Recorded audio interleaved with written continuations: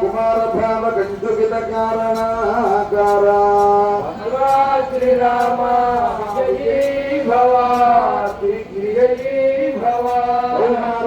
గోపాజిత కౌశికాధ్వర శ్రీరామ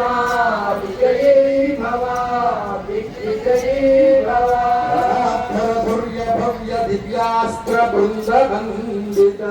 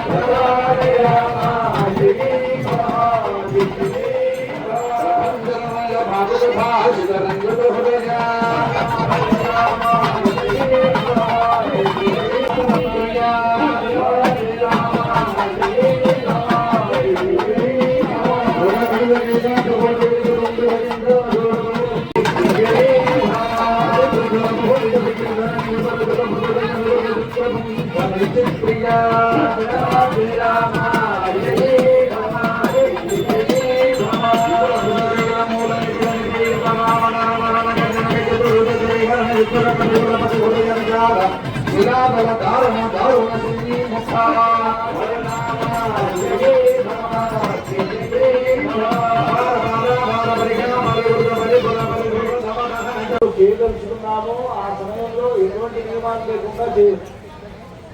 కానీ పట్టాభిషేకానికి మాత్రం అలా కాదు. రామాయణ పారాయణ చేసి మాత్రమే పట్టాభిషేకాన్ని చేయాలి. రామాయణాన్ని పూర్తిగా అధ్యయనం చేయడం కుదరకపోతే ఎట్లాగా అంటే కనీసం సుందరకాండ పారాయణైనా చేసి సుందరకాండ పారాయణ పూర్తయిన సందర్భంగా పట్టాభిషేకోత్సవాన్ని జరిపించాలి. అది రెండవ పద్ధతి. సుందరకాండ కూడా 68 సర్గలు ఉన్నాయి కదా, అది కూడా పారాయణ చేయడం కష్టమే అని అనుకుంటే రామాయణంలోనే బాలకాండలో మొట్టమొదటి సర్గ, దానికి సంక్షేప రామాయణము అని పేరు. వాల్మీకి నారద మహర్షి చెప్పినట్టుగా రామాయణాన్ని ఉండేటువంటి ఆ ఘట్టం మొత్తం 100 శ్లోకాలు కలిగినటువంటి బాలకాండలో మొదటి సర్గ, దానికి సంక్షేప రామాయణ సర్గ అని పేరు. కనీసం ఆ 100 శ్లోకాలైనా పారాయణ చేసి ఆ తర్వాత పట్టాభిషేకం చేయడం ఇది మూడవ పద్ధతి. కనుక పట్టాభిషేకాన్ని జరుపుకోవాలి అంటే ఒకటి రామాయణాన్ని మొత్తం పారాయణ చేసేలా చేయాలి, లేదు సుందరకాండ వరకు పారాయణ చేసి చేయాలి. దానికి శక్తి లేకపోతే కనీసం బాలకాండలో ఉన్నటువంటి 100 శ్లోకాలు కలిగినటువంటి సంక్షేప రామాయణ సర్గమైనా పారాయణ చేసి పట్టాభిషేకాన్ని జరిపించడం అనేటువంటిది నియమం. దీంట్లో మొట్టమొదటి నియమాన్ని అనుసరించి ఉగాది నుండి నవమి వరకు రామాయణ పారాయణ జరిపిన తర్వాత ఆ పారాయణ పూర్తయిన సందర్భంగా ఈ దశమి నాడు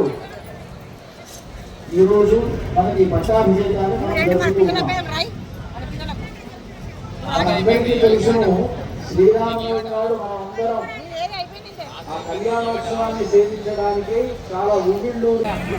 అది పట్టాభిషేకానికి లోకక్షేమానికి ఏంటి సంబంధం అంటే మనం ఏ పని చేసినా లోకక్షేమాన్ని కదా కోర్సు చేస్తాం. కళ్యాణోత్సవం చేసినా లోకక్షేమమే, ఏదైనా హోమాలు జరిపినా లోకక్షేమమే, పూజలు జరిపినా లోకక్షేమమే. అది పట్టాభిషేకాన్ని మాత్రం ఎందుకు ఇక్కడ లోకక్షేమం అని అనాలి అంటే మిగతా వాటి సంగతి కంటే ప్రధానంగా పట్టాభిషేకం వల్లనే లోకక్షేమం జరుగుతుంది అని వాల్మీకి మహర్షి చెప్పారు. వాల్మీకి మహర్షి రామాయణంలో చెప్పారు. ఆయన కుటుంబ వృద్ధి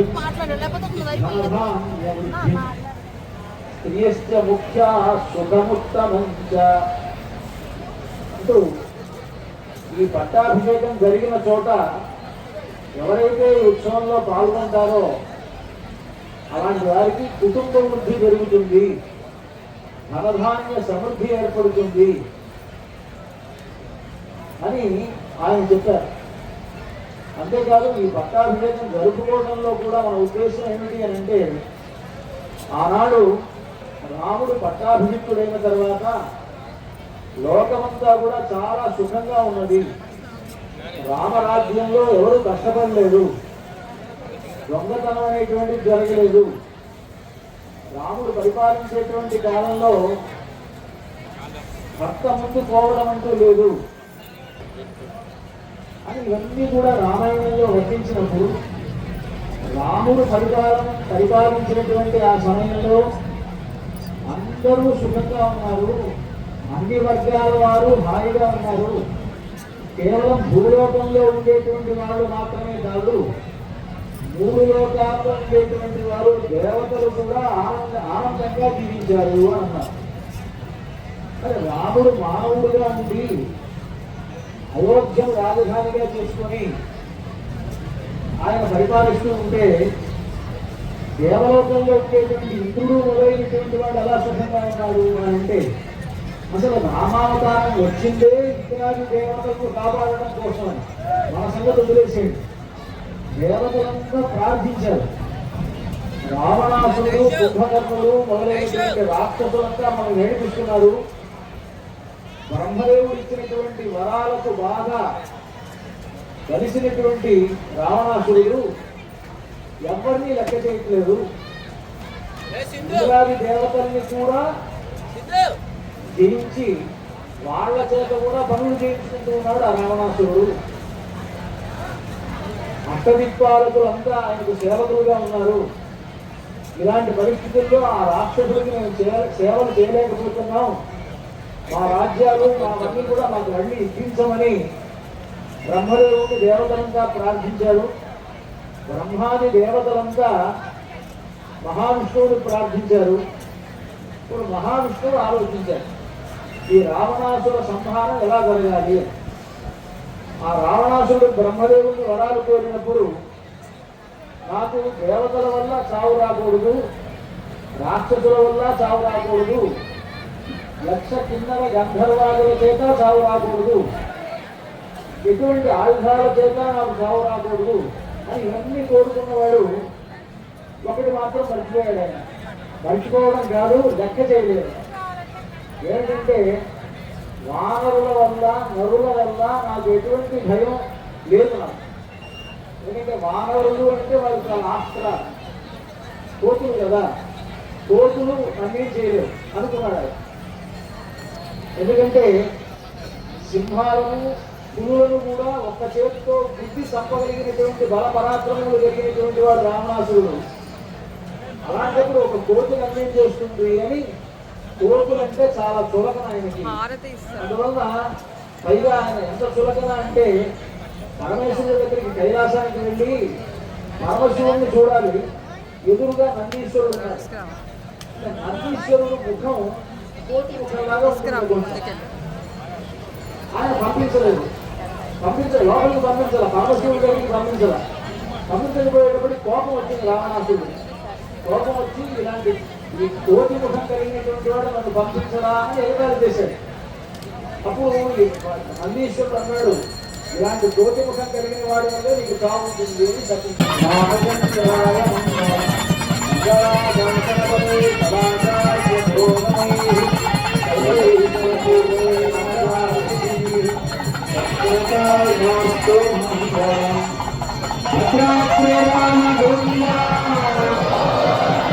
వాళ్ళంతా సుఖంగా ఉన్నారు.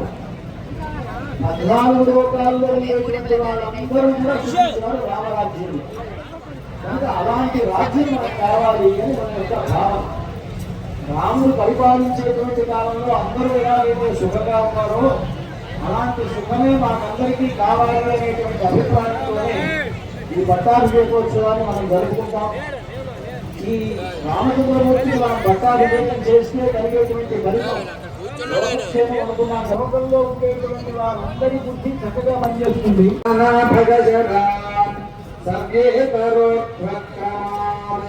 बिभ्रच्चारुचतुर्भुजं भवहरं वैकुण्ठरामं भजे सव्ये चक्रजराधने करजुगे सिंहं जरं दक्षिणे बिभ्रच्चारुचतुष्टकेन कलितं प्रत्यङ्मुखं श्रीसखम् वामोरुसृतसीतया विलसितं सौमित्रिणा सेवितम् श्रीभद्राद्रिविराजमानपरमं श्रीरामचन्द्रं भजे वैकुण्ठागमनात् स्तुवन्ति सुधियः वैकुण्ठरामेति उपविभवात् ओङ्काररामेति च कोदण्डाशुकशङ्खचक्रधरणात् चातुर्भुजत्वादपि भद्राद्रीशमुपादते श्रुतिविदः श्रीरामनारायणम् श्रीमद्वैष्णवसम्प्रदायविधिना श्रीपञ्चरात्रेण च श्रीभद्राजलरामदासविदितस्याचार्य वर्योत्तमैः भव्यं श्रीरघुनाथभट्टरबुधैः आदिष्टमार्गान्वितम् सेव्यन्तां प्रभुरामभूमरमहापट्टाभिषेकोत्सवम् श्रीभद्राचल श्रीरामचन्द्रपरब्रह्मणे नमः।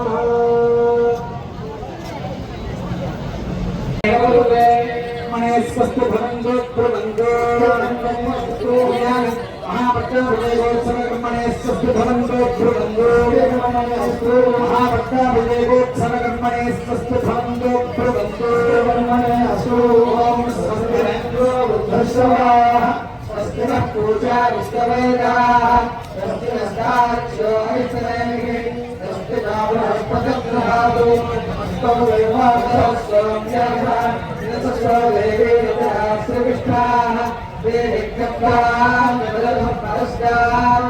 सर्वक्षरेण भवन्ति स्वस्ति अमर्त्यं भवन्तो प्रबन्धो सहस्रधारेण रामान्यस्पदन्तु वा राजावत्यं पवित्रं विद्यावदम्भेभयं देहब्रह्मविदाभयं भोजं ब्रह्मपुणीमहे इन्द्रस्य देवी सहना पुनातु योगस्वस्यावरुणसमीक्ष्या यतो राजा सर्वकामस्वात्मा जातवेदा मूर्तिं जातु नमस्ते प्रार्थ्य देवदेवस्य अनुज्ञानादाय सदा आचार्यवर्णं हर्षगोत्रोद्भवं गुरुदेव रामचन्द्राचार्य शर्माणं वसिष्ठरूपिणम् आचार्यं त्वां वृणीमहे यथाचार्यो वसिष्ठो हि पुराजोध्ये पुराजोध्या पुरे वराभिषेके श्रीभूत्वा रामपरोभव एवं भर्गोत्रोद्भवं सीतारामचन्द्राचार्य धर्माणं ब्रह्माणं वामदेवरूपिणं त्वां वृणीमहे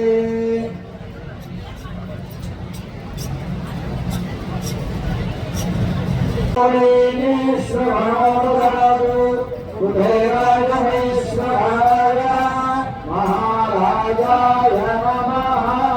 श्री सीतालक्ष्मणोत्सवेत श्रीरामचन्द्र परब्रह्मणे नमः।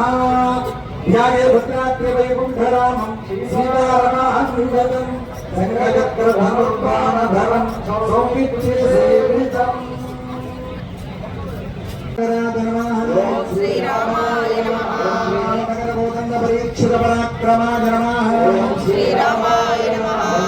सृष्ट्यादि विविधकार्यकारणमूर्तिमते नमः। श्रीरामाय नमः। श्रीवत्सराञ्जनाप्यन्तमणिभूषणभूषिताय नमः। श्रीरामाय नमः। श्रीभूमीनारङ्गलोत्थप्रकाङ्कितविग्रहाय नमः। श्रीरामाय नमः। श्रीमङ्गलासुरसूरणमालाविराजिताय नमः। श्रीरामाय नमः। श्रीरामदेव हृत्पद्मविघातरदिवाकराय नमः।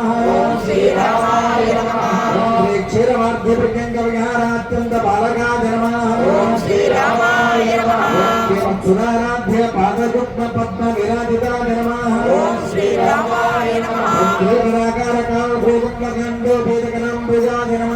ఓం శ్రీరామాయ నమః जानकी मुखम भोज मंडलीय प्रभाकराय नमः ఓం శ్రీరామాయ कुंडलाय नमः जामुधात्रे भूमिभीजनप्रदाय नमः ఓం శ్రీరామాయ నమః रक्षकाय नमः ఓం శ్రీరామాయ నమః ఓం శ్రీరామాయ నమః ఓం శ్రీరామాయ నమః ఓం శ్రీరామాయ నమః ఓం శ్రీరామాయ నమః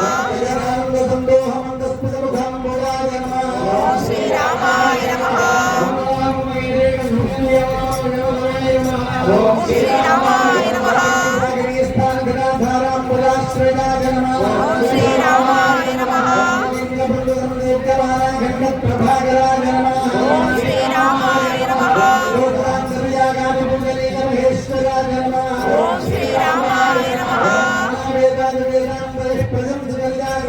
ఓం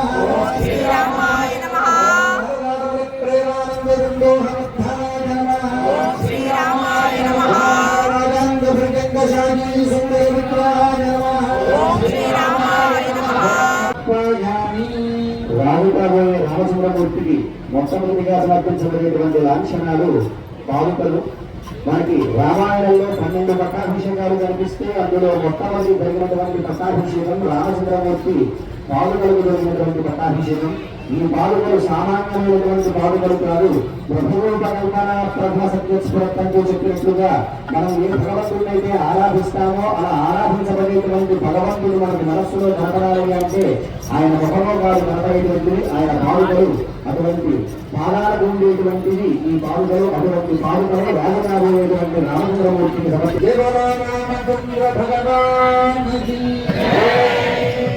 సామ్రాజ్య భగవంతుడ భగవతే శ్రీరామభద్రాయ రాజదండం సమర్పించినటువంటి లాంఛనము రాజదండము. ఈ రాజదండము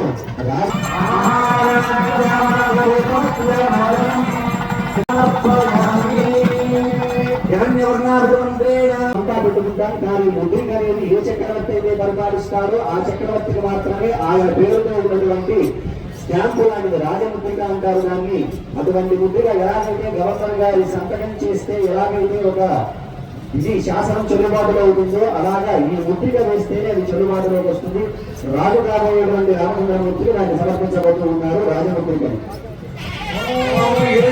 రామరాజు గారు చూపించినటువంటి వాటిలో ప్రత్యేకమైనటువంటి ఆభరణము మనకి పచ్చల పథకము. స్వామివారు నానుష్ట స్పృద్ధూపతి అన్నట్లుగా బుధుడికి సంబంధించినటువంటి మనకి వజ్రం రత్నం ఏదయ్యా అంటే ఈ పచ్చల. కాబట్టి రాజు కాబోయేటువంటి రామచంద్రమూర్తికి దాన్ని సమర్పించబోతూ ఉన్నారు.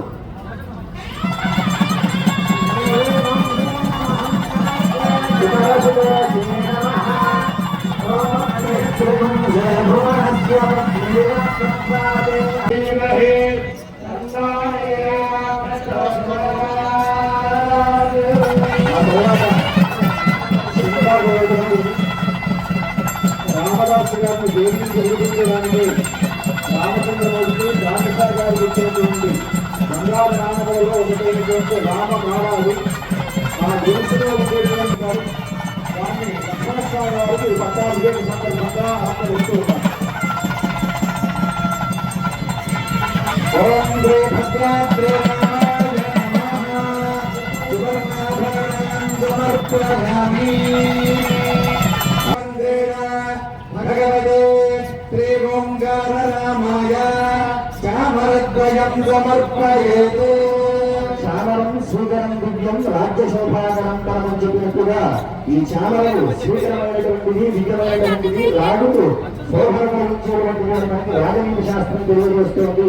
అటువంటి చామరాలలో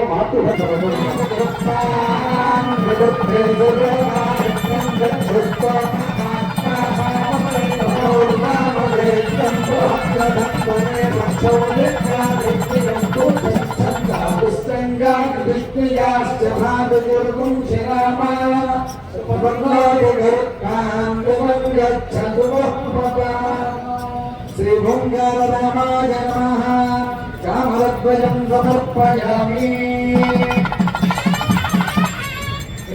గర్భేతి మంత్రేణ భగవతే శ్రీరామనారాయణాయ చేస్తుంది. రాజ్యలక్ష్మికి గృహం ఏదైనా అంటే ఈ ఛత్రమే. ఛత్రం దేనికి సింహమయ్యా అంటే ఏకఛత్రాధిపత్యం అంటారు. అయ్యా నీ ఏడుగులో మేమంతా కూడా సామంతులుగా ఉండి నీ పరిపాలనలో మేమంతా కూడా ఉంటాము, అవసరమై ఉంటామని చెప్పి సామంత రాజులందరూ కూడా రాజులు చక్రవర్తిగా చేసేటువంటి సందర్భం అటువంటిది. అటువంటి చక్రవర్తిగా ఉండేటువంటి రామచంద్రమూర్తికి సమర్పించేటువంటి సువర్ణ ఛత్రం అది. ఆ ఛత్రాన్ని మనకి ప్రాంత వెంకటేశ్వరరావు కవితారందరూ ఆనాడు సమర్పితంగా సమర్పించారు. దాన్ని రాజు కాబోయేటువంటి రామచంద్రమూర్తికి సమర్పిస్తూ ఉన్నారు. జై శ్రీరామ్.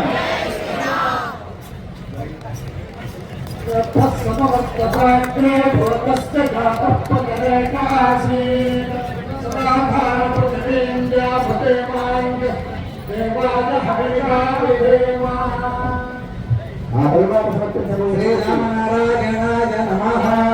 స్వర్ణఛత్రం సమర్పయామి. కృష్ణారామదేవమంత్రేణ భగవతే శ్రీ రఘువీరాయ రాజభద్రం సమర్పయామి. ఖడ్గాలక్ష్మి స్వరాజ్యం ఖడ్గాలవాసులే ఖడ్గాద్వై వినాశంచ యత్నాత్మహే చెప్పినట్టుగా ఈ ఖడ్గం వల్లే మనకి సమస్త రాజ్యలక్ష్మి కూడా రాజుకు చేకూరుస్తుందిగా. అలాగే దుర్మార్గుల కాఠిన్యమూర్తి కూడా అటువంటి దానికి ప్రతీకైనటువంటి రాజఖడ్గాన్ని రామచంద్రమూర్తికి సమర్పిస్తూ ఉన్నారు. ఈ ఖడ్గాన్ని అన్నారు శ్రీ శ్రీ శ్రీ సత్యాత్మతీర్థ మహాస్వామి వారు స్వామి వారికి సమర్పించారు. అటువంటి ఖడ్గాన్ని సమర్పించబోతూ ఉన్నారు స్వామికి. ఓం విష్ణు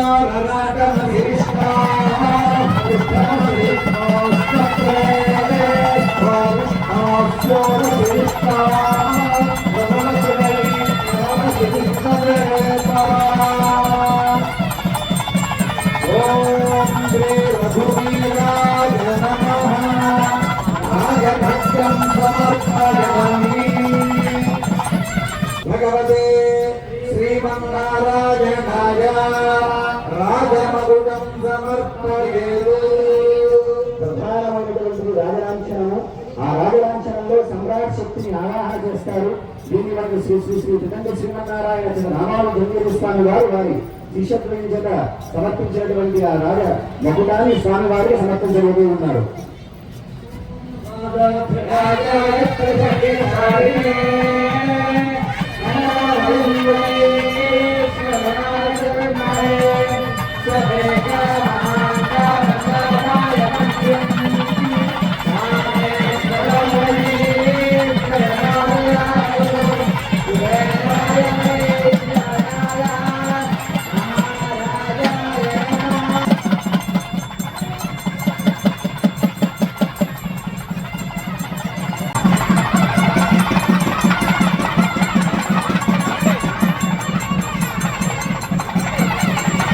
రామచంద్రమూర్తి యొక్క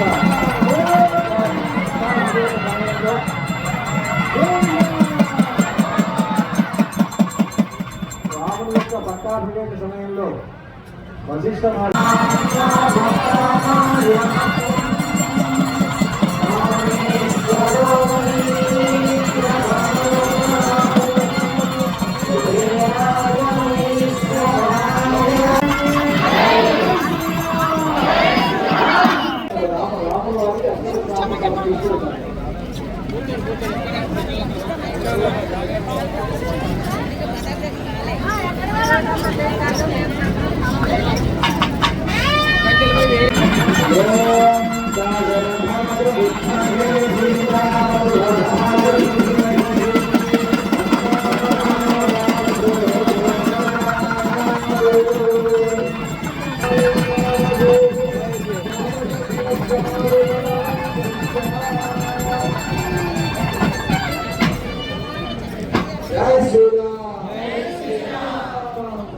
పాదుకలంటే ఇల్లు ఆహారాన్ని కూడా దర్శనం చేసిన తర్వాత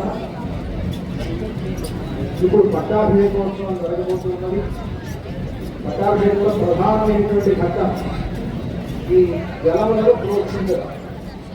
ఇక్కడ ఉండేటువంటి కలశములలో 500 నదులను 4 సముద్ర తీర్థములను ఇతర నదులను దీన్ని కూడా ఆవాహన చేశారు. ఆ కలశములతోటి వశిష్ఠుడు వామదేవుడు జావాది కాశ్యపుడు కాత్యాయనుడు శ్రీకృష్ణుడు గౌతముడు విజయుడు అనేటువంటి మహర్షులు ఆ 8 మంది శరీర సహస్రాక్షం బసవో వాసవత్యథ అని ఇంద్రలోకంలో ఇంద్రుడిని అక్కడ అష్టవసులు ఎలాగైతే అభిషేకించారో